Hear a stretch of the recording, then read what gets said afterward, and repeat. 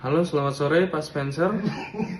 Nama saya Muhammad Nur Zaki, jurusan manajemen, NIM saya 25230287. Di video kali ini saya ingin membawakan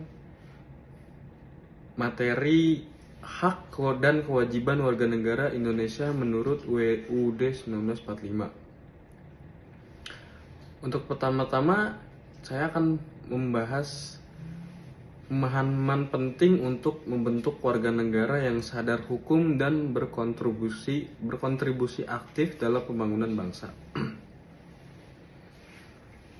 UUD 1945 disahkan pada tanggal 18 Agustus 1945 dan menjadikan Pancasila sebagai landasan filosofisnya. Seiring perkembangan zaman, UUD 1945 telah mengalami beberapa amandemen. Warga negara Indonesia didefinisikan sebagai orang yang diakui secara hukum sebagai anggota negara. Berdasarkan Undang-Undang Nomor 12 Tahun 2006, Indonesia menganut dua asas kewarganegaraan. Yang pertama ada Ius Sanguinis, yang dimana diartikan bahasa Indonesia keturunan. Yang kedua ada Ius Soli yang dibahasa Indonesia kan tempat lahir. Hak-hak warga negara Undang-Undang 1945. Berikut adalah beberapa hak konstitusional yang dimiliki setiap warga negara. Hak hidup, pasal 28A, untuk hidup dan mempertahankan kehidupan. Hak berkeluarga, 28B ayat 1, membentuk keluarga dan melanjutkan keturunan. Hak atas hukum, 28D ayat 1, perlindungan hukum yang adil. Hak pendidikan, pasal 31 ayat 1, memperoleh pendidikan.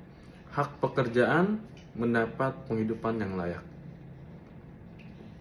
Setiap warga negara memiliki kewajiban, yang dimana kewajibannya sebagai berikut.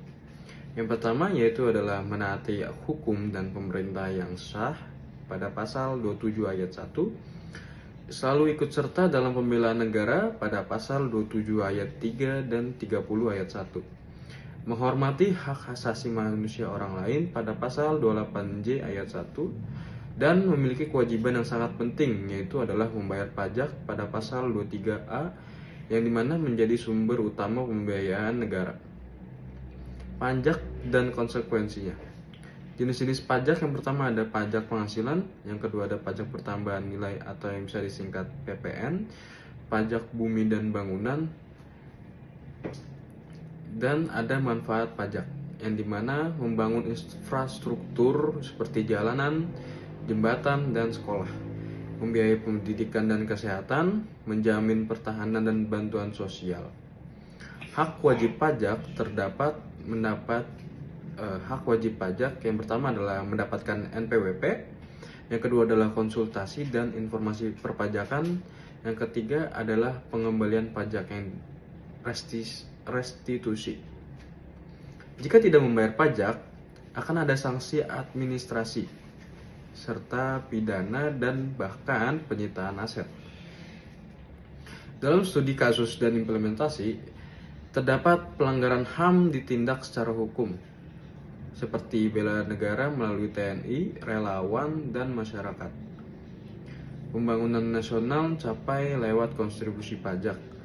Peran pajak dalam pembangunan 30% untuk infrastruktur, 25% untuk pendidikan dan kesehatan, 15% untuk jaminan sosial.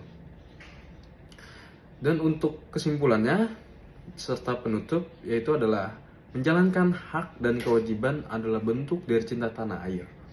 Membayar pajak, menghormati hukum, serta menjaga kerukunan sosial adalah kontribusi nyata bagi kita Indonesia.